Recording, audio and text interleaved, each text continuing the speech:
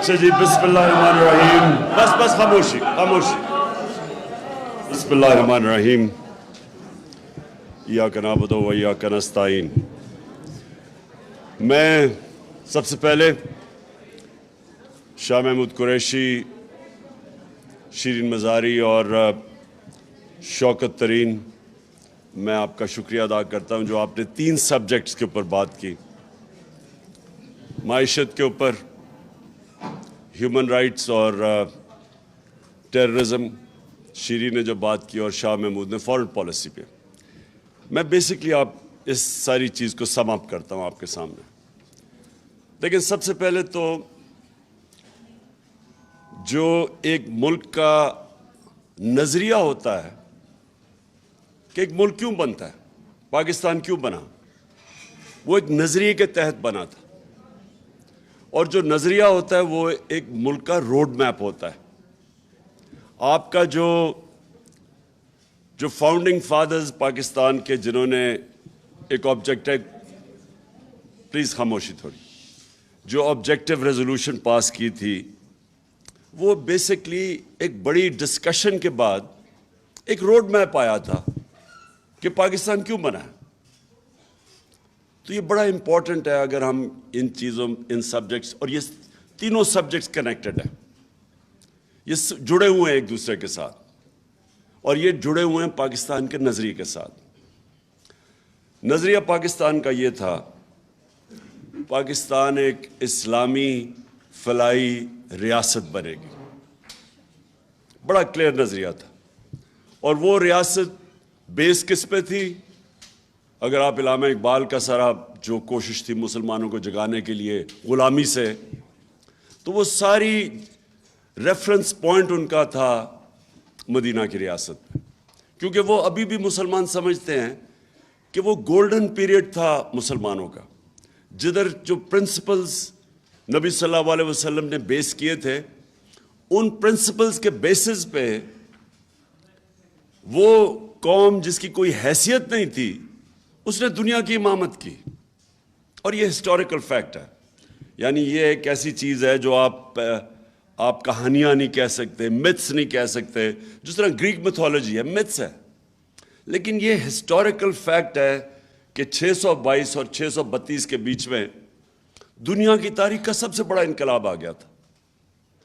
وہ انفارچونیٹلی ہمارے ملک کے اندر کبھی اس کی، ہم نے اپنی یونیورسٹیز میں ڈیبیٹ نہیں کی، ہم نے اپنے بچوں کو نہیں بتایا کہ وہ کیا چیز تھی کہ ایک دم ٹرانسفارم ہو گئے انسان.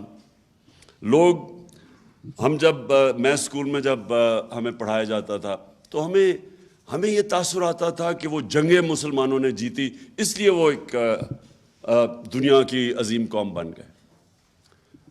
تو جو یہ 10 سالوں کے اندر صرف 12 سے 1400 ٹوٹل، 1200 سے 1400 ٹوٹل جو کیجولٹیز تھی دونوں طرف، یہ ٹوٹل یہ تھی 10 سالوں میں، جبکہ وہ سارا عرب ان کے نیچے آ گیا تھا.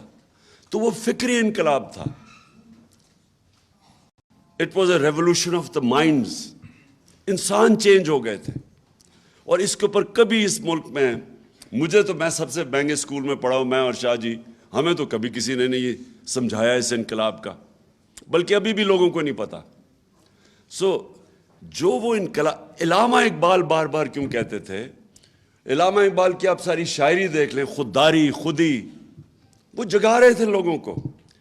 کیونکہ جو غلام ہے، یہ یاد رکھے، غلام کی کبھی پرواز اوپر نہیں ہوتی. غلام تو اچھا غلام بن جاتا ہے.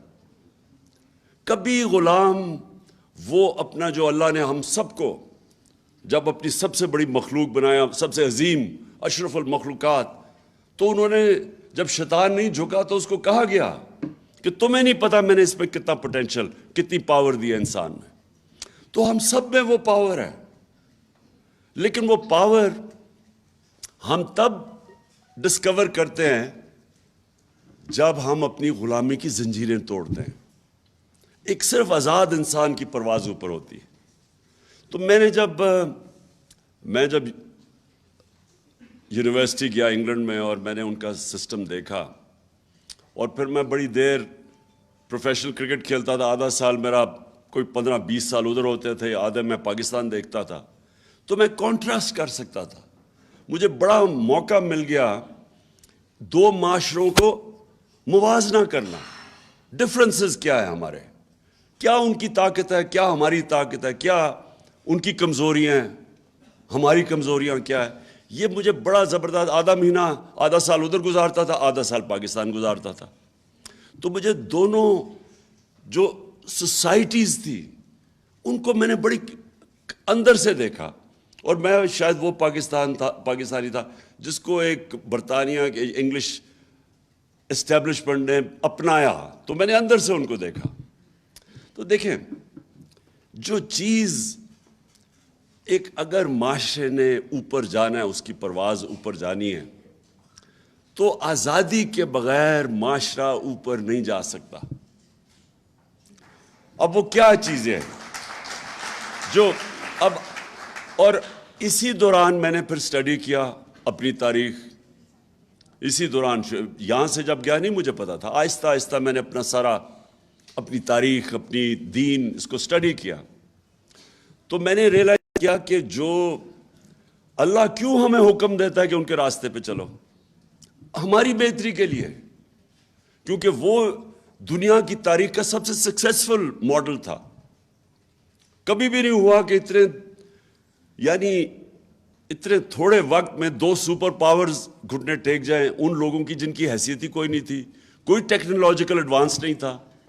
مثلا منگولین، چنگیز خان کے منگولین بھی دنیا پہ چھا گئے تھے، لیکن ان کے پاس انہوں نے زبردست ایک وار مشین ڈیولپ کی تھی، ٹیکنالوجی تھی ان کی کمان تھی جو زیادہ دور مارتی تھی. اس کی وجہ سے وہ گئے تھے. یہاں تو ایک کتاب بھی ہے، دی عرب کانکویسٹ، وہ لکھتی ہے کہ یہ جب یہ نبی صلی اللہ علیہ وسلم دنیا کے پردہ کرنے کے بعد 30 سال میں وہ ساری دنیا پہ چھا گئے. کوئی نئی ٹیکنالوجی نہیں تھی. جو جنگیں ہوتی تھیں ان کے نمبر بھی کم ہوتے تھے، دوسرے زیادہ ہوتے تھے. اور وہ کیونکہ ایک انگریز لکھ رہا ہے، وہ فینومینا اسٹڈی کر رہا تھا کہ کیا چیز تھی، کہ کیا ان کی موٹیویشن تھی. تو مجھے جو افسوس ہوتا ہے کہ ہم نے کبھی اس چیز کو اپنے بچوں کو بتایا ہی نہیں. میں نے رحمت اللہ عالمین اتھارٹی بنائی اسکالرز کی، تاکہ ان کو کریکولم ڈیولپ کریں ہمارے اسکول کے بچوں کے لیے، تاکہ بچے یہ سمجھے فینومینا. ہم اپنے بچوں کو بتائیں. کیونکہ آج یاد رکھیں، آج جو موبائل فون کی وجہ سے جو آج ہمارے بچوں کو مشکلات اور کنفیوژن کا سامنا کرنا پڑا ہے، جس طرح کا مٹیریل موبائل فون پہ اب ہے، اگر آپ اپنے بچوں کو نبی صلی اللہ علیہ وسلم کی سیرت سے ان کو مضبوط نہیں کریں گے، یہ بہت مشکل وقت ہے بچوں کے، یوتھ کے لیے بھی. تو اس لیے میں نے یہ اتھارٹی بنائی کہ یہ ڈیبیٹ ہوگی یونیورسٹیز میں، ہماری اسکالرشپ اس کو اسٹڈی کریں گے، اس فینومینا کو. اور یہ اس حکومت نے آ کے وہ بند کر دی اتھارٹی. یہی اگر یہ فینومینا اگر امیجن کرے ویسٹرن سویلائزیشن میں ہوا ہوتا تو ابھی پتہ نہیں کتنی فلمیں بن رہی ہوتی، کیا ہوتا، کتابیں لکھی جا رہی ہوتی. ان کے ہالی ووڈ کے اندر بتایا، کیونکہ کبھی بھی اتنے تھوڑے وقت پہ اتنے عظیم لوگ ہی نہیں آئے. یہ بھی ہسٹوریکل فیکٹ ہے. جو نبی کے ارد گرد تھا وہ ایک عظیم انسان بن گیا. حضرت بلال جو غلام تھے، انہوں نے 2 جنگوں کے اندر قیادت کی. انسانوں کو بدل دیا. میرا پوائنٹ سارا یہ ہے. اور انسان بدلتا ہے ذہن کے اندر، جب آپ اس کو آزاد کرتے ہیں، اس کو بڑا ضروری تعلیم دیتے ہیں، صحیح تعلیم دیتے ہیں. تعلیم بھی ہر کوئی تعلیم آزاد نہیں کرتی. اور تعلیم اور پھر انصاف. مدینہ کی ریاست کی بنیاد عدل اور انصاف تھی. کیونکہ جو ابھی شیرین نے بڑی بات کی کہ جو جسٹس ہے، جو انصاف ہے، وہ انسان کو حقوق دیتا ہے، اور انسان کے جو ہیومن رائٹس ہیں وہ انسانوں کو آزاد کر دیتا ہے. اور میں نے کیسے دیکھا، کیونکہ میں تو یہاں جب گیا تو یہاں ایوب خان کی ڈکٹیٹرشپ تھی. تو ادھر جب میں نے دیکھا کہ اسٹوڈنٹس یونیورسٹی اسٹوڈنٹس، ان سب کو اپنے رائٹس کا پتہ تھا. اتنی سی کوئی ان کا وزیر وغیرہ کوئی ایسے لگے کہ اس نے ٹیکس پیئر کا پیسہ غلط خرچ کر دیا، اسٹوڈنٹس بول پڑتے تھے، ڈیمونسٹریشنز ہو جاتی تھی. اتنے آگاہ تھے وہ کہ ہمارے حقوق کیا ہیں. آزاد لوگ تھے، اور آزاد لوگ پریشر ڈالتے ہیں حکومت کے اوپر، اس کی جرت نہیں ہوتی کہ لوگوں کے حقوق کی خلاف ورزی کرے. آزاد قوم اپنے پروٹیکٹ کرتی ہے اپنے حقوق کو. اور آزاد قوم میں آزاد ذہن آتے ہیں، اور آزاد ذہن ہی اوپر جاتے ہیں. یہ جو انوویشنز ہوتی ہیں دنیا میں، ڈسکوریز ہوتی ہیں، انوینشنز ہوتی ہیں، یہ اوریجنل مائنڈز کرتے ہیں، غلام نہیں کر سکتے. غلام انتظار کرتے ہیں کہ جی ہمیں کوئی نئی بتایا جائے، جی نئی ٹیکنالوجی، اور ہم وہ اڈاپٹ کر لیتے ہیں. لیکن آزاد ذہن ڈسکوری کرتے ہیں. اور اسی لیے کتنے 100 سال تک سارے ٹاپ سائنٹسٹ مسلمان تھے، کیونکہ وہ آزاد انسان تھے. آپ جب ان کے حقوق، جو کلچر ڈیولپ ہوا تھا مدینہ کی ریاست میں، آپ رائٹس کا یہ دیکھیں کہ آج بھی آپ تصور نہیں کر سکتے کہ یہودی شہری حضرت علی رضی اللہ تعالیٰ سے کیس جیت جاتا ہے جب وہ خلیفہ ہوتے ہیں. آپ تصور کریں کہ آج بھی آپ یہ تصور کر سکتے ہیں کہ مائنورٹی جا کے ایک ہیڈ آف اسٹیٹ سے کیس جیت سکتی ہے کورٹ آف لا میں. تو انہوں نے سب سے زیادہ ایمفسس انصاف پہ دیا اور رائٹس پہ. عورتوں کو لبریٹ کیا، جو پہلی دفعہ عورتیں جو اصل لبریشن رائٹس دیے ان کو، انہیریٹنس، پراپرٹی رائٹس. آج بھی پاکستان کے اندر 80% عورتوں کو، بیچاریوں کو پراپرٹی رائٹس نہیں ملتے، حالانکہ ہم نے قانون پاس کیا کہ انفورس کرنے کے لیے پراپرٹی رائٹس. لیکن وہ تب دے دیے تھے، یورپ میں کوئی 100-150 سال پہلے آئے تھے. اور پھر غلاموں کو آزاد کیا. بیسکلی وہ انہوں نے آزاد کیا تھا انسانوں کو، انصاف دے کے، رائٹس دے کے. اور سیکنڈلی فلاحی ریاست، جو بھی شیرین بات کر رہی تھی. دیکھیں، ویلفیئر اسٹیٹ کا کانسیپٹ پہلی دفعہ مدینہ کی ریاست میں آیا تھا. اور آج مجھے تکلیف ہوتی ہے، اور میں انگلینڈ میں نے پہلی دفعہ اپنی زندگی میں ایک ویلفیئر اسٹیٹ دیکھی. پہلی دفعہ ہم نے دیکھا کہ ایک آدمی، غریب آدمی ہے، اس کو مفت تعلیم مل رہی ہے، کوالٹی، اس کے بچے کو. عدالت میں جاتا ہے تو لیگل ایڈ مل رہی ہے اس کو.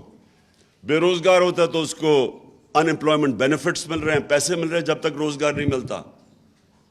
ہسپتالوں میں جاتا ہے تو اس کو مفت علاج ملتا ہے. یہ میں نے پہلی دفعہ برطانیہ میں دیکھا تھا. تب سے میں نے فیصلہ کیا کہ ہمیں اللہ نے کبھی موقع دیا تو یہ تو ہماری مشن سٹیٹمنٹ ہے، اسلامی فلاحی ریاست. یہ تو پاکستان کی مشن سٹیٹمنٹ ہے.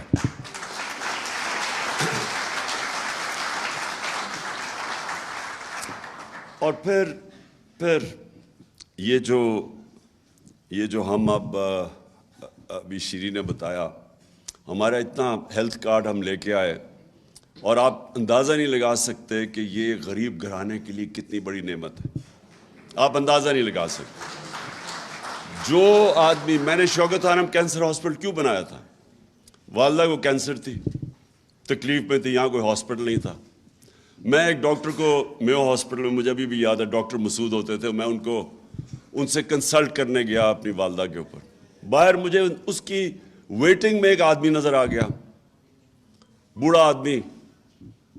وہ جا کے اس سے وہاں پوچھ رہا تھا کہ اس کا دوائی مانگ رہا تھا.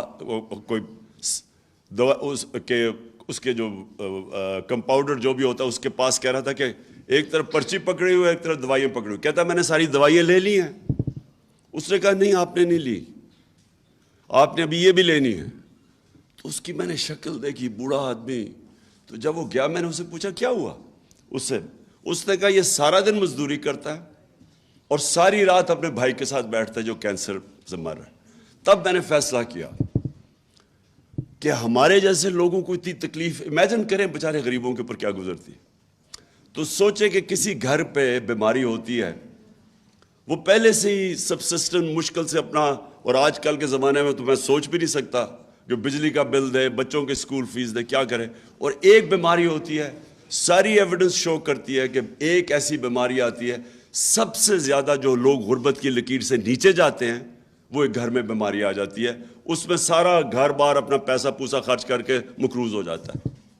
تو وہ ہیلتھ کارڈ انہوں نے بند کر دیا. اور وہ بے حسی دیکھیں ان لوگوں کی، وہ یہ کہہ رہی ہے کہ عمران خان کو فائدہ ہو جائے گا اسے، اس لیے بند کر دو. وہ دوسرا بھی سوچ رہے ہاں وہ کہہ رہا ہے، وہ دوسرا کہہ رہا ہے، وہ شہباز شریف، کہ ہاں بند کر دیتے ہیں اور میں کہوں گا ہمارے پاس پیسہ نہیں ہے.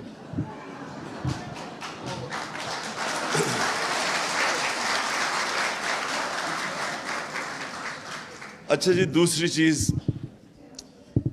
چیز اکانومی. میں صرف اکانومی جو ہے نا جی، وہ کنیکٹڈ ہے فارن پالیسی کے ساتھ. میں سمجھتا ہوں یہ دونوں ساتھ کنیکٹڈ ہے. ہم نے فنڈامنٹل مسٹیک کیا کی؟ ہم نے یہ کیا، چلے ہم شروع میں ہمارے بڑے برے حالات تھے. جب پاکستان بنا تو یہاں کچھ بھی نہیں تھا، فیکٹری ساری ہندوستان میں رہ گئی تھی. ہمارے بڑے بتاتے ہیں کہ بڑے مشکل وقت تھا ہمارے لیے. پتہ نہیں 40 لاکھ ریفیوجیز تھے یا کتنے ریفیوجیز آئے ہوئے تھے، یا ملک کا سٹرکچر نہیں تھا. بڑا لوگوں کا جذبہ بھی ہمیں بتاتے ہیں کہ کس طرح لوگوں نے کام کیا، مدد کی، کیسے ملک کو اٹھایا. لیکن ہندوستان سے خطرہ تھا، تو اس لیے ہم سیٹوں اور سینٹوں میں چلے گئے. امریکہ کے جو 2 بلاکس تھے کولڈ وار میں، ہم ادھر چلے گئے. چلے ٹھیک ہے، یہ ایکسیپٹ کر لیں کہ وہ ہم گئے، ہمیں ضرورت تھی. ہمارے پاس ہمارا 7 گنا بڑا نیبر تھا اور وہ ہمیں خطرہ تھا اپنی ایگزسٹنس کا. اور پھر پاکستان نے ترقی بھی بڑی کی. 60s میں پرابلی پاکستان کا وہ واقعی ڈیکیڈ آف پروگریس تھا. بڑا ہماری بیوروکریسی انٹرنیشنل سٹینڈرڈ کی تھی. ہماری جو سول سروس تھی آؤٹ اسٹینڈنگ تھی تب. اور سول سروس اور اس نے اور جو اچیومنٹس ہیں ہماری آؤٹ اسٹینڈنگ، بلکہ یہ سارے علاقے کے اندر پاکستان کو مثال بنایا جاتا تھا 60s میں، جو ملک سب سے بہتر ڈیولپ کر رہا ہے. لیکن اس کے بعد کیا ہوا؟ ہمیں ہمارا جو غلط راستے پہ ہم نکل گئے. ہم نے بجائے یہ سوچنے کے کہ ہم اپنے آپ کو انڈسٹریلائز کریں گے، جو 60s میں ہو رہا تھا، نیشنلائزیشن آ گئی 70s میں، انڈسٹریلائزیشن چوک ہو گئی ہمارے بینکرز بڑی کوالٹی کے تھے. BCCI بن گیا جب انڈسٹریلائز کیا، اور BCCI دنیا میں کوالٹی کا بینک بن گیا. تو ہمارا ملک اس وقت اوپر جا رہا تھا. غلط طرف چلے گئے، ویلتھ کریشن ختم کر دی نیشنلائزیشن سے. اور اس کے بعد جو 80s میں ہم نے یہ سوچا کہ ہم اگر کسی اور کی جنگ یا ان میں شامل ہو جائیں تو اس سے ہمیں ڈالرز ملیں گے. یہ جو ہم ایڈ کے اوپر ڈپینڈنٹ ہوئے، اس نے سب سے بڑا ظلم کیا، کیونکہ یہ دونوں کنیکٹڈ ہے. فورن پالیسی کے اندر بھی آزادی جانی شروع ہوگی جب ایڈ کے اوپر آپ ڈپینڈنٹ ہو جائے. اور جو ہم نے اپنے پیر پہ کھڑا ہونا تھا ہم ہوئے نہیں. دیکھیں، ایک قوم جب تک اپنے ملک کے اندر ویلتھ کریشن نہیں کرتی، اپنے خرچے خود نہیں اٹھاتی، تو وہ تو تھوڑی دیر کے بعد، وہ مقروض ہونے کے بعد غلام بن جائے گی. اس کی آزادی تو جہاں نہیں ہے. اور آپ کی فارن پالیسی کنیکٹڈ ہے آپ کی اکانومی کے ساتھ. جو ہم نے نیشنل سیکورٹی پالیسی جو لیٹسٹ بنائی تھی، اس پہ ہم نے دونوں کو کنیکٹ کر دیا کہ صرف فوج نہیں آپ کو بچا سکتی. جب تک آپ کی اکانومی سسٹینیبل نہیں ہے اور اپنے پیر پہ نہیں کھڑا ہوتی، آپ نہیں آزاد فیصلے کر سکتے. لیکن میرا ایک اور، جب ہماری باری آئی گورنمنٹ میں، تو ہم نے یہ فیصلہ کیا کہ ہم نے اب ایک انڈیپینڈنٹ فارن پالیسی کی طرف جانا ہے، اور ہر وہ چیز کرنی ہے جیسے پاکستان میں ویلتھ کریشن ہو. اس کا مطلب ایکسپورٹس بڑھانی ہے. اور یہ ابھی جو شوکت علی نے بتایا کہ یہ جو وزٹ آیا ہے لنڈن سے، اس نے 5 سال کے اندر ایکسپورٹس تو بڑھی نہیں. تو یہ اس کی کیا قابلیت تھی کہ اگر ملک کے اندر آپ نے اپنی آمدنی نہیں بڑھائی. دیکھیں، فائنانس منسٹر کا کیا کام ہوتا ہے؟ اس کا یہی ہوتا ہے نا، بتانے کے لیے اپنی آمدنی بڑھائے اور خرچے پورے کرے. سمپل ٹرمز میں بتائیں نا، یہ کوئی باقی آپ اکنامک ٹرمز اور جاگن استعمال کریں گے، لیکن بیسکلی جو آپ سب جانتی ہیں، جنہوں نے خواتین بیٹھی ہیں، جنہوں نے گھر کے خرچے پورے کرنے، ان کو بتاتا ہے کہ یہ ہماری آمدنی ہے، یہ خرچے ہیں، اب آپ نے بیلنس کرنا ہے. تو بیلنس کرنے کے لیے جو آپ کی، جب تک آپ ایکسپورٹس نہیں بڑھائیں گے تو پیسہ کدھر سے آنا ہے؟ اور یہ کون مین، یہ جو آدمی ہے یہ کون مین ہے، کیونکہ یہ تو بہت بڑا فراڈ ہے۔ اس فراڈ نے، آپ یہ سوچیں کہ 5 سال اگر ہماری ایکسپورٹس ہی نہیں بڑھی تو اس کا کمال کیا ہے کہ جو اس کو اب لے کے آ رہے ہیں۔ اس نے صرف یہی نہیں کیا ایکسپورٹس نہیں بڑھی، ہماری ایکسپورٹس بھی نہیں بڑھی، اور جو بونانزا آنا تھا کہ تیل کی قیمت آدھی تھی، جب ہمیں گورنمنٹ ملی ہے ہمارا کتنا 37%، کتنا ہمارا تیل پہ جاتا ہے خرچہ؟ 37.5% جو ہمارا امپورٹ بل ہے وہ تیل سے ہے۔ تو جب تیل آدھی قیمت پہ تھا تو ہونا تو چاہیے تھا کہ ہمیں اپنے ریزروز بلڈ کرنے چاہیے تھے، ہمیں اپنی ایکسپورٹ بڑھانی چاہیے تھی۔ اس نے کیا کیا؟ اس نے روپے کو اوور ویلیو کیا، اور میری تھیری ہے اس کے اوپر، اوور ویلیو اس لیے کیا کیونکہ یہاں سے یہ روپیوں کو ڈالر پہ چینج کر کے باہر بھیج رہے تھے تو زیادہ ڈالر آتے تھے، کیونکہ اس کی کوئی اکنامک سینس تو نہیں ہے۔ آپ کی انڈسٹری بند ہو رہی ہے، ٹیکسٹائل فیصل آباد میں جاؤ تو وہاں وہ ریل اسٹیٹ میں چلے گئے انڈسٹری بند کر کے۔ تو انڈسٹری کے ایکسپینس پہ، ایکسپورٹس کے ایکسپینس کے اوپر آپ نے روپیہ کے نیچے رکھا ہوا ہے، ایکسپورٹس اسے رک گئی، انڈسٹری آپ کی جو ویلتھ کریٹ کرتی ہے وہ رک گئی، بلکہ بند ہونی شروع ہو گئی۔ تو کیا وجہ ہوگی پیچھے؟ میں سمجھتا ہوں کہ یہ ہے ہی کرپٹ مافیا۔ ان کی کوشش ہی یہ ہے کہ میکسیمم یہاں سے پیسہ چوری کر کے باہر لے جاؤ۔ کوئی دنیا میں مثال نہیں ہے کہ سارا ٹبر باہر بیٹھ گیا جا کے، پاکستان میں گورنمنٹ کر کے لوٹنے کے لیے آتے پھر باہر چلے جاتے ہیں۔ اس کی کوئی مثال نہیں ہے۔ مجھے کوئی بنانا ریپبلک بھی بنائے جدھر اس طرح کا مذاق ہو رہا ہے، اور وہ جیسی ان کی پتہ چلے چوری پکڑنی ہے باہر بھاگ جاتے ہیں۔ مشرف کے دور میں بھی وہاں باہر بھاگ گیا، این آر او لے کے واپس آ گیا، 10 سال چوری کی، پیسہ باہر لیا، جب پکڑے جانے لگا پھر باہر بھاگ گیا، اور اب این آر او لے کے پھر پاکستان آ گیا۔ مجھے تو حیرت ہوتی ہے کہ ہمارے یہ جو لوگ ملک کے محافظ ہیں، کیا ان کو نہیں نظر آ رہا کہ ملک کے ساتھ کیا ہو رہا ہے؟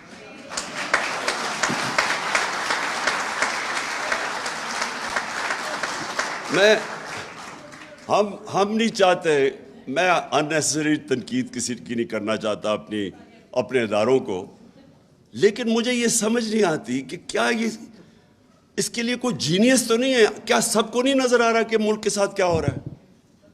کیا نظر نہیں آ رہا کہ یہ ملک کے ساتھ آپ ان لوگوں کو، جن لوگوں نے اس ملک، ان کے دور، ان دونوں خاندانوں کے دور میں بنگلہ دیش بھی آگے نکل گیا، ہندوستان آگے نکل گیا ہمارے سے۔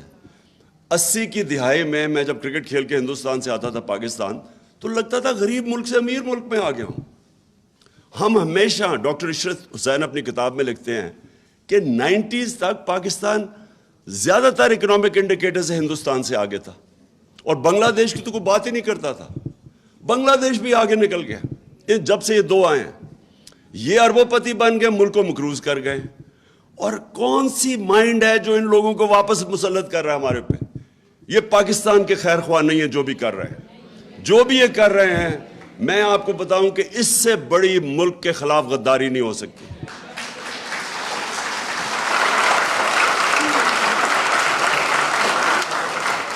اور تو اور چھوڑیں،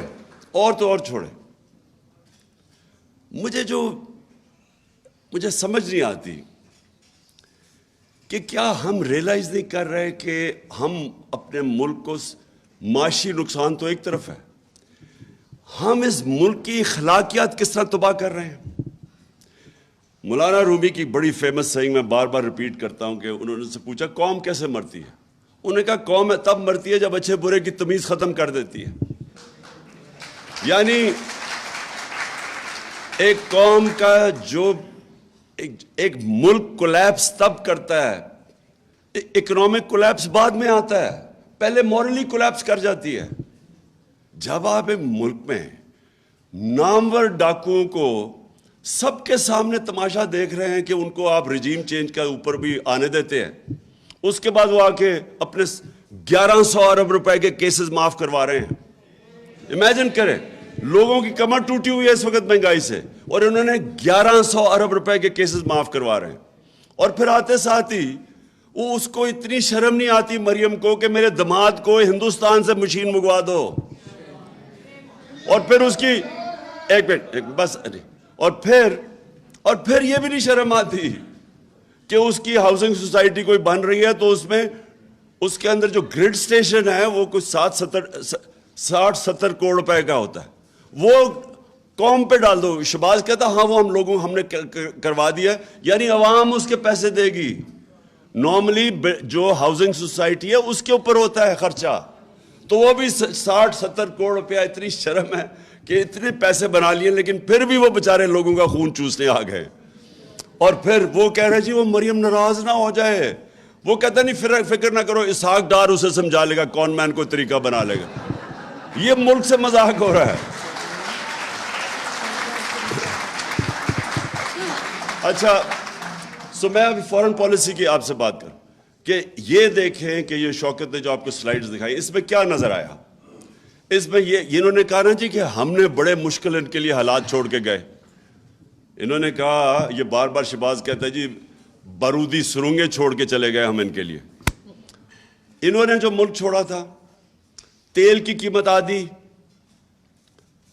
$20 ارب کا کرنٹ اکاؤنٹ ڈیفیسٹ, بیرونی خسارہ $20 ارب.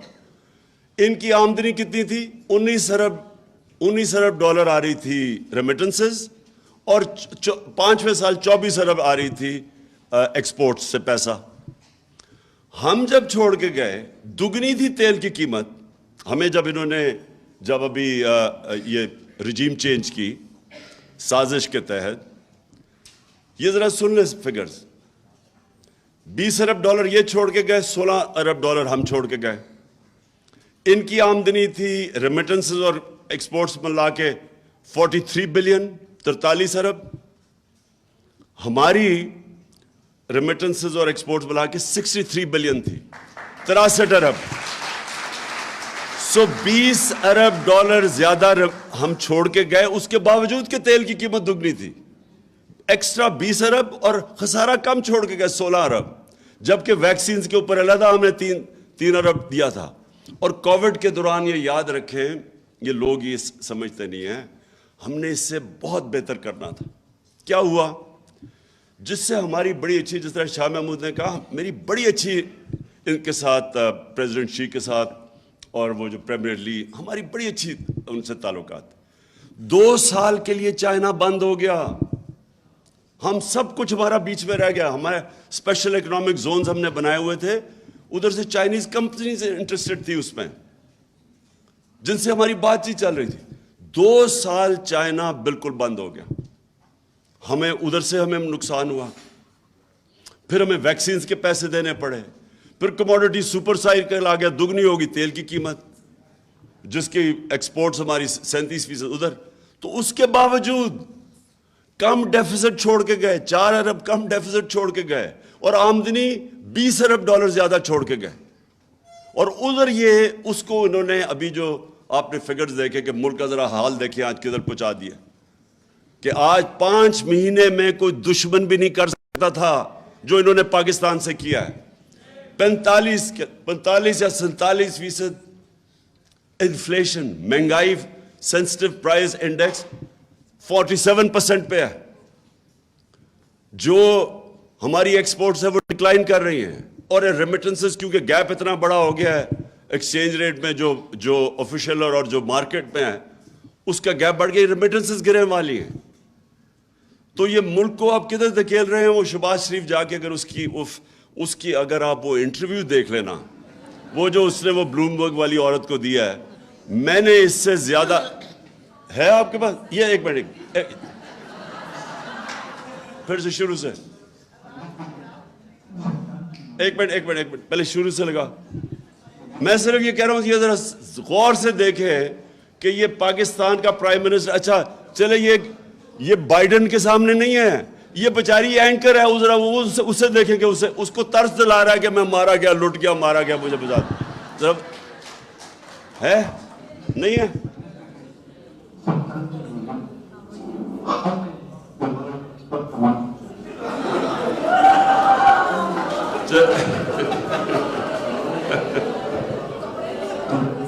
چھوڑو چھوڑو بند کرو اس کو, شکل ہی کافی ہے. میں بس میں ایک منٹ بس میں اب اس کی صرف شکل دیکھ لیں. مارے گئے, ہم لٹ گئے, خدا کے واسطے ہماری مدد کرو, پیسے دے دو نہیں تو پاکستانی تباہ ہو جائے گا, ہمارا ملک بکھر جائے گا. لٹرلی اس نے اس بیچارے, وہ اینکر ہے, وہ جو بائیڈن نہیں بیٹھا ہوا جس سے کہہ کے جی ہمیں پیسے دے دو, وہ اینکر بیچاری گھبرائی ہوئی بیٹھی, کہتا اپنی چینل سے لوگوں کو بتاؤ کہ ہمارا کتنا برا حالات ہے. اینی وے, اچھا جی, اینی وے, آخر میں آپ کو فورن پالیسی کا یہ کہنا چاہتا ہوں. دیکھیں, جب یہ قوم ارادہ کرتی ہے, یہ قوم جب ارادہ کر لیتی ہے کہ ہم نے اپنے پیر پہ کھڑا ہونا ہے, آپ 22 کروڑ پاکستانی ہیں, میں آپ کو یقین دلاتا ہوں کہ یہ قوم, اللہ نے اتنی یہاں نعمتیں دی ہیں. ہم ایک تو چائنا سے ہم بڑا نقصان ہوا ہمیں وہ 2 سال, کہ چائنا بند ہو گیا, ہم انویسٹمنٹ نہیں آ سکی, نہیں تو ہمیں کرنٹ اکاؤنٹ بھی نہیں ہونا تھا, کیونکہ ہمارے پاس انویسٹمنٹ آ جانی تھی کہ کرنٹ اکاؤنٹ نہیں ہونا تھا. دوسرا, آپ کو پتہ ہے کہ ہم نے جا کے لابی کیا, کونڈا ناسٹ جو ایک ٹاپ انٹرنیشنل میگزین ہے, اس نے کہا پاکستان از دا نیکسٹ ہالیڈے ڈیسٹینیشن, کہ وہ ملک جس کے پاس سب سے زیادہ جو چھپی ہوئی ہے, ہڈن پیراڈائز ہے پاکستان ٹورزم کے لیے. انفارچونیٹلی 2 سال کووڈ کی وجہ سے ٹورزم ساری دنیا میں ختم ہو گئی. کہنے کا مقصد یہ ہے کہ ہمارے ملک میں اللہ نے ہر کچھ دیا ہے, لیکن جب تک ایک قوم یہ نہ فیصلہ کرے کہ ہم نے اپنے پیر پہ کھڑا ہونا ہے, اس کو اپنی طاقت کا ہی نہیں پتہ چل سکتا. آج آپ ایکسپیریمنٹ کر لیں, ایک منٹ, آپ ایک ایکسپیریمنٹ کر لیں. اللہ نے انسان کو بنایا ایسے, جب اس نے کہا نا کہ سب سے عظیم مخلوق ہے میری, تو اس کی کئی کنڈیشنز ہیں ادھر پہنچنے کے لیے. ایک چیز اس نے کہ انسان اس نے بنایا ایسا ہے کہ اگر آج میں سوٹی پکڑ کے چلنا شروع کر دوں, میری ٹانگیں کمزور ہو جائیں گی. میں اگر اب بستر میں لیٹ جاؤں, میں سارا میرا جسم ہی کمزور ہو جائے گا. یہ اللہ نے بنایا. آپ ریزسٹنس دیں گے, آپ بھاری ویٹ اٹھائیں گے, آپ تکڑے ہو جائیں گے. سب سے بڑا پاور ہاؤس آپ کا ذہن ہے. جب ایک انسان فیصلہ کر لیتا ہے نا کہ میں نے یہ کرنا ہے, دنیا کی تاریخ جو لوگوں نے بڑے بڑے کام کیے ہیں, وہ پہلے مینٹلی فیصلہ کرتے ہیں, پھر وہ ایک ہی پلان بناتے ہیں, پلان اے. کوئی ان کا پلان بی نہیں ہوتا, میں ادھر تک پہنچنا ہے چاہے میری جان چلی جائے. اس میں اللہ نے ہمیں اتنی طاقت دی ہے کہ وہ خود ہی انسان کی طاقت نکلنی ہے, اس کو چیزیں, اس کو اپنی طاقت ڈسکور کرتا ہے. وہ جب ایک قوم یہ فیصلہ کرے, اور جی دیکھیں عمران خان نے وہ دیکھیں کیا کہہ دیا, وہ روس چلا گیا جی, امریکہ ناراض ہو گیا. اچھا جی, اس نے نریندر مودی کو کہہ دیا کہ وہ ہٹلر سے انسپائرڈ ہے, دیکھیں انڈیا کو ناراض کر دیا. وہ کشمیریوں کے لیے کھڑا ہو گیا, دیکھیں جی وہ کیا کر دیا. یہ کیا کہتے پھر رہے ہیں, وہ جی ہمیں آئسولیٹ کر دیا. ان کا مطلب یہ ہے کہ آئسولیٹ نہ کیسے ہوتا ہے, ان کے جوتے پالش کرنے شروع کر دو, ان کے پیروں میں گر جاؤ. ان کا مطلب یہ ہے کہ لوگ اس کو اچھی فورن پالیسی کہتے ہیں. یہ فورن پالیسی تو آپ 50 سال سے کر رہے ہیں, تو اب تک تو پاکستان کو سپر پاور بن جانا چاہیے تھا لوگوں کی جوتے پالش کر کے. کیا کیا ہم نے نہیں کیا اس ملک میں, مجھے یہ بتائیں. کبھی سنا کسی قوم نے جا کے اپنے کسی اور کی جنگ میں 80,000 اپنے لوگ قربان کر دیے؟ کوئی دنیا میں اس کی مثال ہے؟ یہ ان کے 3,000 سے کم لوگ مرتے ہیں, آپ کے 80,000 لوگ مر جاتے ہیں, اور کوئی شکریہ تک نہیں کرتا اس کے, بلکہ ہمیں ذمہ دار ٹھہرا دیتا ہے کہ جو افغانستان میں ان کا فیلئر ہوا. اور میں جب یہ کہتا ہوں کہ پاکستان نے تو تمہارے لیے قربانیاں دی ہیں, وہ ہمیں ذمہ دار ٹھہرا رہے تھے کہ جی دیکھیں طالبان کو پاکستان بیک کر لیا تھا اس لیے وہ ہار گئے. اور مجھے آگے سے کہہ رہے جی یہ نہ کہو وہ امریکی ناراض ہو جائیں گے. میں صرف آپ کو یہ چیزیں اس لیے بتا رہا ہوں کہ اگر اس طرح کی ہم اپنے آپ کو ذلیل کر کے سمجھتے ہیں کہ پاکستان کوئی پیر پہ کھڑا ہو جائے گا, غلط فہمی میں نہ رہے. ہم نے ایمل کانسی کو پکڑا دیا, اس کے وکیل نے جا کے وہاں عدالت میں کہا جی جب انہوں نے اس سے جج نے پوچھا کہ یہ تو قانونی کاروائی نہیں ہوئی, اس کو اب ڈٹ کر کے لے گئے ہیں, تو کیسے ہو گیا یہ؟ اس نے آگے سے کہا جی پاکستانی اپنی والدہ بھی بیچ دیں پیسے کے پیچھے, ڈالروں کے پیچھے. تو ہماری وجہ سے ہم نے ذلت کمائی, ہم نے اپنے آپ کو ذلیل کیا. اس کو دوسرے کو, ایک رمزی یوسف, اس کو پکڑا دیا. ریمنڈ ڈیوس نے دن دہاڑے آ کے 2 پاکستانیوں کو قتل کر دیا, وہ چپ کر کے اس کو واپس بھیج دیا. کسی نے نہیں دیکھا کہ آپ امریکہ میں کر کے دکھائیں نا کسی اور جگہ پہ. پھر 400 ڈرون اٹیک کر دیے. کبھی ہوا ہی نہیں کہ دنیا کی تاریخ میں کہ آپ ان کی جنگ لڑے ہیں, وہ آپ کے اوپر ہی ڈرون اٹیک کر رہے ہیں. اس کی کوئی مثال نہیں ہے. اور جو فیصلہ کریں, جس کو جو ماریں کہیں جی یہ دہشت گرد ہے, کوئی ہم تحقیق کریں ڈر کے مارے کہ جی وہ ناراض نہ ہو جائے. اور اس سے اگر ہم نے یہ جوتے پالش کیے اتنی شیملیسلی اپنے آپ کو ذلیل کر کے, کیا اس سے کوئی فائدہ ہوا پاکستان کو؟ آج گرے ہوئے پیروں میں, آج جا کے نیو یارک میں بیکاریوں کی طرح بھیک مانگ رہے کہ جی ہمیں کوئی بچا لے, فلڈ آ گیا جی, یہ آ گیا, کسی طرح کوئی پیسہ دے دے. اس طرح کبھی قوم نہیں بنتی, کبھی آج تک دنیا کی تاریخ میں قوم نہیں بنی. میں بار بار مدینہ کی ریاست کی اس لیے مثال دیتا ہوں, وہ پہلے دن مدینہ کی ریاست ہی بن گئی تھی. انہوں نے جدوجہد کی تھی, انہوں نے مل کے, کمیونٹی نے 2 جنگوں کے اندر, جنگ احد اور خندق کے اندر, تو امہ کو خطرہ تھا کہ وہ بچیں گے بھی یا نہیں. فاقے کیے انہوں نے جب انہوں نے سیج کی ہوئی تھی مدینہ کی. نبی صلی اللہ علیہ وسلم نے 2 پتھر پیٹ پہ باندھ کے کام کر رہے تھے, وہاں قربانیاں دے رہے تھے. قومیں قربانیاں دے کے بنتی ہیں, بیکاریوں کی طرح بھیک مانگ کے جوتے پالش کر کے کوئی قوم نہیں بنی آج تک. اور آپ کی فورن پالیسی ریفلیکٹ کرتی ہے. ہم نے جو کوشش کی شاہ محمود, ہم نے ایک خوددار فورن پالیسی بنانے کی کوشش کی. ہم نے ان کو بتایا, اور بائی دا وے امریکنوں نے بار بار سگنلز دیے کہ جی یہ تو بدل گیا پاکستان. انہوں نے ہمیں میسیجز دی کہ جی یہ تو it's not business as usual. اور وہ, میں آپ کو یہ بھی بتاؤں, میں ویسٹرن مائنڈ سب سے بہتر سمجھتا ہوں. وہ آپ کی عزت کرتے ہیں جب آپ اپنے نیشنل انٹرسٹ کے لیے کھڑے ہوتے ہیں. میں جب صدر پوٹن کے ساتھ بیٹھا 3.5 گھنٹے, میری بڑی لمبی بات ہوئی, بڑی باتیں ہوئی.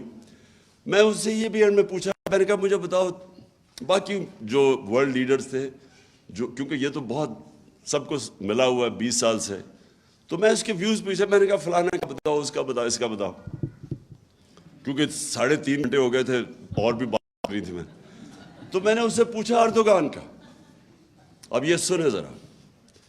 اس نے کہا اردوغان کا کہ دیکھیں یہ کئی دفعہ میں اسے, یہ ہماری پالیسیز میں کلیش ہوتے ہیں, یہ میری پالیسی مانتا نہیں ہے, لیکن میں اس کی عزت کرتا ہوں. کیوں؟ کیونکہ یہ اپنے ملک کے انٹرسٹ کے لیے کھڑا ہے.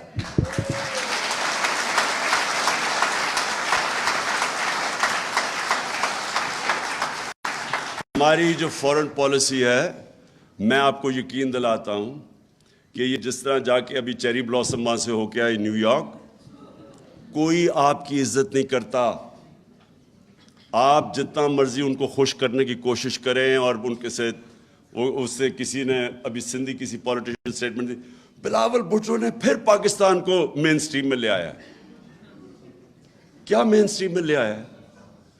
مطلب یہ ہے کہ وہ ساروں کو جا کے خوش کر کے آیا ہے کہ جی فکر نہ کریں ہم آپ کے غلام ہیں. اور کیا لے کے آیا ہوگا؟ ایک چیز تو میں یہ کہنا کہ کیا کوشش کر رہا ہوں. دیکھیں, جب آپ اپنے نیشنل انٹرسٹ کے لیے کھڑے ہوتے ہیں, دوسرے سمجھ جاتے ہیں, ان کو پتہ ہوتا ہے کہ اپنے نیشنل انٹرسٹ کے لیے کھڑے. اگر ہم روس گئے, امریکہ ناراض ہو گیا, مجھے تو موقع ہی نہیں ملا کیونکہ انہوں نے آتے ساتھ ہی سازش تو جیسی واپس آیا تو گیم چلا دی تھی انہوں نے. لیکن مجھے پتہ ہے کہ میں ان کو کنونس کر سکتا تھا, کیونکہ یہ میرا نیشنل انٹرسٹ ہے. میرے برطانیہ کا مجھے ملا آدمی آ کے, اس نے کہا جی بڑے لوگ ناراض ہیں, بلکہ وہ اینکر نے بھی مجھے کہا کہ بڑے لوگ ناراض ہیں جی, آپ اس وقت چلے گئے جب وہ روس ادھر اٹیک کرنے جا رہا تھا یوکرین میں. میں نے اس سے کہا مجھے 22 کروڑ لوگوں نے الیکٹ کس لیے کیا ہے؟ اس لیے نہیں کہ میں دنیا کی جا کے باتیں کروں گی جی اس نے کیا کر دیا تو فلانا کیا کر دیا. میں نے کہا انہوں نے مجھے اس لیے الیکٹ کیا ہے کہ میرے کم از کم 12 کروڑ لوگ، ان میں سے آدھے غربت کی لکیر سے نیچے ہیں، اور آدھوں کو جب مہنگائی کا جھٹکا پڑتا ہے وہ بھی نیچے چلے جاتے ہیں غربت کی لکیر سے نیچے. یعنی کہ دگنی آبادی برطانیہ کی، ان کی تو 6 کروڑ آبادی ہے، ہمارے 12 کروڑ لوگ وہ ہیں کہ جو اگر یہ پرائس شاک پڑے گا تو غربت کی لکیر کے نیچے چلے جائیں گے. تو میری تو وہ پرائیورٹی ہے. میں نے کہا تمہارے ملک میں مصیبت پڑ گئی ہے، مہنگائی آئی ہے، اور ان کے ملک میں کیا مصیبت؟ وہ کتنے اربوں ڈالر دے رہے ہیں اپنے لوگوں کو، اب سبسیڈائز کر رہے ہیں، یہ انرجی کاسٹ سبسیڈائز کر رہے ہیں، لیکن ان کے تو لوگوں کی سٹینڈرڈ آف لیونگ نیچے جاتی ہے. ہمارے لوگ 2 وقت کی روٹی نہیں کھا سکتے. تو میری تو وہ پرائیورٹی ہے. اور میں نے تو ہر ورلڈ سٹیج پہ یہ کہنا تھا کہ ہمیں اپنی جنگوں میں نہ شامل کرو. میں نے کہا آپ کشمیر کے اندر کوئی ہماری مدد کرنے آتے ہو؟ جو ہندوستان سارے انٹرنیشنل قوانین کی وائلیشنز کر رہا ہے. 1 لاکھ کشمیری مر چکا ہے، شہید ہو چکا ہے. 1 لاکھ کشمیری 30 سالوں میں 35 سالوں میں شہید ہو چکا ہے. کبھی آپ نے ان کی کبھی سوچا ہے؟ تو آپ کہہ رہے ہیں ہم تمہاری جنگ میں آ کے فیصلے آپ کی سائڈ پہ کھڑے ہو جائیں. اور وہ سمجھتے ہیں، یہ ڈیموکریٹک سوسائٹیز اس چیز کو سمجھتی ہیں. اور ہمیں اگر یہ جو یہاں بدقسمتی سے غلام ذہنیت ہے لوگوں کی، ان کو اس چیز کی سمجھ نہیں آتی. جو لوگوں کی ملکوں کی عزت، پہلے تو اپنے نیشنل انٹرسٹ کے لیے کھڑے ہو، اور سیکنڈلی جب آپ قوم اپنے پیر پہ کھڑی ہو جاتی ہے پھر وہ سب کچھ کر سکتی ہے. 22 کروڑ لوگ ہیں ہمارے لیے کوئی مشکل. میں آپ کو یقین دلاتا ہوں جتنا پیسہ پاکستانیوں کے پاس ہے کوئی مشکل نہیں ہے، ہم اپنا قرضے واپس کر سکتے ہیں. لیکن قوم بننا سب سے پہلے، اپنے پیر پہ کھڑا ہونا اس کے بعد، خوددار قوم بننا، پہلے اپنی عزت کروانا، پھر دنیا عزت کرے گی. جو قوم اپنی عزت نہیں کرتی کوئی اس کی عزت نہیں کرتا. اور میں آخر میں شیرین ایک ختم کرتا ہوں. دیکھیں یہ جو پاکستان میں ہوا نا، ابھی پاکستان میں، باہر چلے جاؤ نا، باہر جا کے باتیں کرو. پاکستان میں کیا ہوا؟ ایک فیصلہ ہوا رجیم چینج کا، چلیں جی چینج ہو گئی رجیم. لیکن جو اس سے برا فیصلہ ہوا کہ ایجنسیز ہمیں دشمن سمجھنے شروع ہو گئے کہ ہم کوئی پاکستان کے دشمن آ گئے. مجھے اس کی ابھی تک حیرت ہوتی ہے کہ جس طرح کے جرنلسٹ کو انہوں نے، جن کے پیچھے گئے، اور جو آج ارشد شریف جیسا، صابر شاکر ملک چھوڑ کے چلے گئے، عارف حمید بھٹی اس نے چینل سے اس کو چینل چھڑوا دی ہے، یعنی سمیع ابراہیم، یا وہ ایاز امیر، جمیل فاروقی. اب یہ جو لوگ ہیں، عمران ریاض، اب یہ سوچے کہ لوگ ان کو جانتے ہیں. یہ تو وہ لوگ ہیں جنہوں نے کبھی لفافے نہیں لیے. جنہوں نے لفافے لیے وہ تو نظر آ رہے ہیں آپ کو.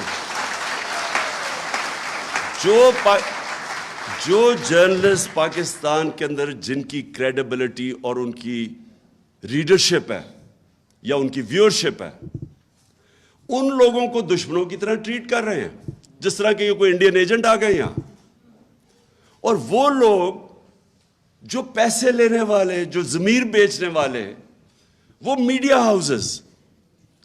دیکھیں میڈیا ہاؤسز، یہ بہت بڑی مت ہے کہ جی ہم، یہ جو میڈیا ہاؤسز ہیں یہ فریڈم آف ایکسپریشن میں بلیو کرتے ہیں. لی کوان یو، جو سنگاپور کا بڑا اسٹیٹسمن تھا جس نے سنگاپور کو بدل دیا بالکل، میں نے اس کی کتاب پڑھی. اس نے بڑی انٹرسٹنگ بات کی، بڑی پہلے کتاب پڑھی. اس نے کہا میں نے جب اقتدار میں آیا تو میں نے ریئلائز کیا کہ یہ جو فریڈم آف میڈیا ہے اور فریڈم آف ایکسپریشن ہے، یہ میں نے ریئلائز کیا کہ یہ فریڈم آف، یہ جو میڈیا ہاؤسز کے اونرز ہیں وہ فریڈم آف ایکسپریشن نہیں پروٹیکٹ کر رہے، وہ اپنے بزنس انٹرسٹ پروٹیکٹ کرنے کے لیے میڈیا کو استعمال کر رہے ہیں. یہ لی کوان یو نے تب لکھا، تو پھر انہوں نے پابندی لگائی. اب ہمارے بھی یہاں دیکھ لیں، ایک قبضہ گروپ ہے, اس نے ٹی وی چینل لے لی ہے, اس کی زمین خالی کروائی جا رہی ہے, جو قبضہ کیا وہ اسے چینل استعمال کرتے. یہ دنیا میں کدھر ہوتا ہے؟ یعنی یہ فریڈم آف ایکسپریشن تو نہیں ہے, تو مافیاز بن گئے ہیں.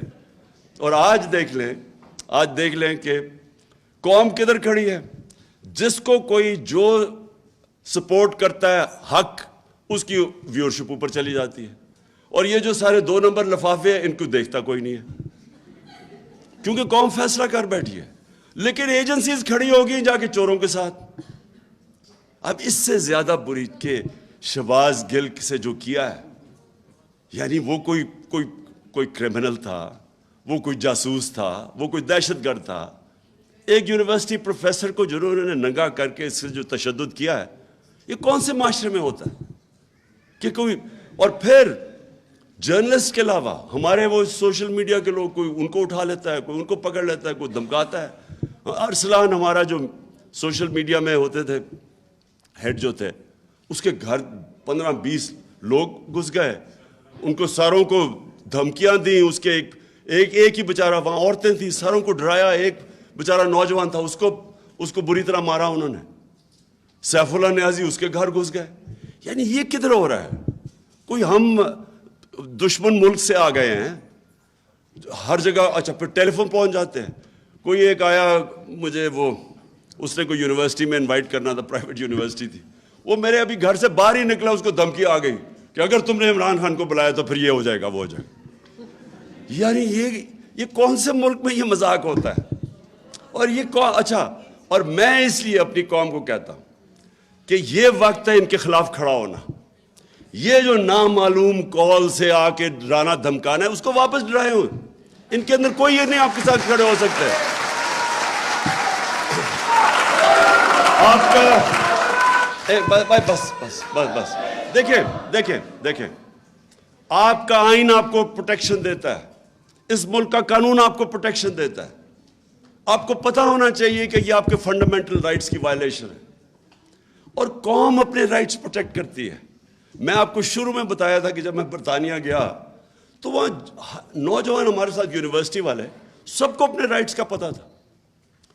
کبھی وہ کسی نے بتی شام کو جلائی ہوئی اور پولیس والے نے روک دیا وہاں رات کو یونیورسٹی میں, تو میں دیکھا وہ ایسے کھڑے ہو کے آگے بولتے تھے کہ واہ. اور آزاد لوگ تھے, آزاد قوم تھی, اس لیے اس کو پتا تھا غلاموں کے رائٹس نہیں ہوتے, اور آپ نے اپنے رائٹس کے لیے قوم نے کھڑا ہونا ہے. یہ نامعلوم نمبر سے جو نانسنس ہے, آپ کو ان کے ساتھ بات کرنی پڑے گی کہ تم ہو کون, تم ہمارے ٹیکس کے پیسے کے اوپر تنخواہ پہ چل رہے ہو. تمہیں کس نے رائٹ دیا ہے کہ ایک ملک کے شہری, جو ہم ہیں اس قوم کے شہری, ہم ٹیکس دیتے ہیں, ہمارا ڈیموکریٹک رائٹ ہے, میرا آئین رائٹ دیتا مجھے. تم ہو کون؟ ایک تنخواہ دار آدمی مجھے میرے ٹیکس کے پیسے سے کام کر رہا ہے, اس کو پیسے مل رہے ہیں, اور مجھے ہی دھمکیاں دے رہا ہے کہ تم یہ نہ کرو, تم وہ نہ کرو. تم کون ہو؟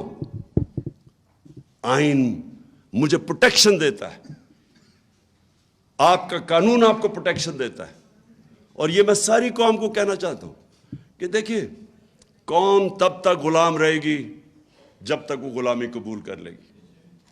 جس دن جو علامہ اقبال کی ساری اگر آپ شاعری پڑھیں تو وہ غلاموں کو جگا رہے تھے, خودی کو جگا رہے تھے, خودداری کو جگا رہے تھے. وہ شاہین کہہ رہے تھے کہ شاہین تو جب تک زنجیریں نہیں ٹوٹتی نہیں اوپر نہیں جا سکتا. وہ جو مولانا رومی کہتے ہیں کہ جب اللہ نے تمہیں پر دیے کیوں زمین پہ چونٹیوں کی طرح رینگ رہے ہو. جب تک آپ کے پر نہیں ہوں گے, جب تک آپ یہ زنجیریں نہیں توڑیں گے. اور یہ زیادہ تر ذہن میں ہے, خوف پہ. وہ جو ڈرا دیا اس نے, میں یہ کر دوں گا, کچھ نہیں کر سکتا آپ کا کوئی. جب قوم فیصلہ کر لیتی ہے کوئی اس کے سامنے نہیں کھڑا ہوتا. اور آج آخر میں تو بڑا خوش ہوا ہوں کہ شہباز شریف کے آفس سے پتہ چلا ہے کہ جناب اس نے عمران خان اور اعظم خان کا کانورسیشن اس نے ٹیپ آج ریلیز کر دی ہے. پہلے تو آپ کو پتہ ہونا چاہیے یہ آفیشیل سیکرٹ ایکٹس کے خلاف ہے, میں سوچ رہا ہوں کہ اس کے اوپر اس چیز میں اس کو عدالت میں لے کے جاؤں, یا وہ 16 ارب کے کیسز جو اس نے 4 آدمی تو مر چکے ہیں نا, مقصود چپڑاسی بھی مر چکا ہے, 3 اور جو گواہ ہیں وہ بھی مار دیے ہیں, ایک وہ جو ڈاکٹر رضوان ہے وہ بھی بیچارہ انویسٹیگیٹر وہ بھی. تو ہمیں تو سمجھ نہیں آتی شروع کدھر سے کریں, ان کے اوپر اتنی کتابیں ان کی چوریوں اور جرموں پہ. لیکن میں یہ کہتا ہوں کہ اچھا چلو, اچھا ہی ہے کہ تم نے سائفر کو لے ہی آئے ہو, اب پبلک کر دو سائفر, قوم کے سامنے لے آؤ, قوم کے سامنے لے آؤ کہ ایک امریکی under secretary of state Donald Lu ایک پاکستان کے ایمبیسڈر کو کیا زبان استعمال کر رہا ہے, کس تکبر سے کہہ رہا ہے کہ اگر تم نے اپنے پرائم منسٹر کو عدم اعتماد کی اس میں نہ تم نے اس کو ہٹایا تو پاکستان کے اوپر بڑے کانسیکوینسز ہوں گے, اور اگر تم نے ہٹا کے اس کو چیری بلاسم کو لیا تو معاف کر دیا جائے گا پاکستان کو. یہ سائبر میں یہ لکھا ہوا ہے, چیری بلاسم میں نے خود ایڈ کر دیا ہے, مطلب تو یہی ہے نا اس کا کہ عمران خان کو ہٹا کے تو یہ پہلے سے اچکن سلوا کے بڑی دیر کی انتظار کر رہا تھا یہ. تو یہ میں آج چاہتا ہوں کہ یہ آپ سائفر کو پبلک کے اندر لے آئیں. جو ڈونلڈ لو نے باتیں کی تھی ہمارے اسد مجید کے ساتھ, ہمارے ایمبیسڈر کے ساتھ, وہ ساری قوم کو اب پتہ چلنا چاہیے کہ وہ کس طرح پاکستان کو دیکھتے تھے, کہ ہمیں کس طرح وہ دیکھ رہے ہیں جیسے کہ ہم ان کے کوئی غلام ہیں. میں آخر میں پھر آپ سب کا شکریہ ادا کرتا ہوں. میں پھر سے کہتا ہوں کہ یہ پاکستان کی تاریخ میں ایک فیصلہ کن وقت ہے, یہ فیصلہ کن وقت ہے. میں نے فیصلہ کیا کہ میں نے کبھی ان چوروں کو قبول نہیں کرنا, کبھی میں یہ چاہے یہ نااہلی کے اوپر, اچھا ایک اور وہ جتنا گھٹیا چیف الیکشن کمشنر ہے نا, اس سے زیادہ میں نے گھٹیا آدمی نہیں دیکھا. آپ یہ سوچیں کہ یہ حکم لے رہا ہے, کس سے حکم لے رہا ہے؟ بگوڑا, جھوٹا, کرپٹ اور نہیں نااہل نہیں, سزا یافتہ ایک چور سے آرڈرز لے رہا ہے کہ جناب کس دن ہمارے وہ ریزگنیشن ایکسیپٹ کرنے ہیں. جو میں کہتا تھا یہ ثابت ہو گیا کہ یہ ان کا نوکر ہے, یہ شریف خاندان, اور یہ ساری جو اس نے ڈرامے کیے ہیں مجھے نااہل کرانے کے لیے, وہ لندن میں بیٹھا ہوا مفرور ڈاکو اس کے کہنے پہ کر رہا ہے. اس کے اوپر خیر اس کے اوپر تو ہم نے آگے بھی چلنا ہے, کیونکہ اس میں اتنی تو شرم نہیں کہ خود ہی استعفیٰ دے دے اس لیٹسٹ آڈیو لیکس کے بعد, لیکن انشاءاللہ اس کو ہم عدالت میں بھی لے کے جائیں گے. لیکن میں یہ آپ کو آج سب کہہ دوں قوم کو کہ دیکھیں یہ وہ وقت ہے جو ساری قوم نے فیصلہ کرنا ہے. اب آپ کے سامنے 2 راستے آ گئے ہیں, یا ان چوروں کے نیچے اور ان کے وہ نااہل اور پھٹے ہوئے بچوں کے نیچے باقی زندگی گزارنی ہے, اور یا حقیقی آزادی کے لیے پاکستان کی گزارنی ہے.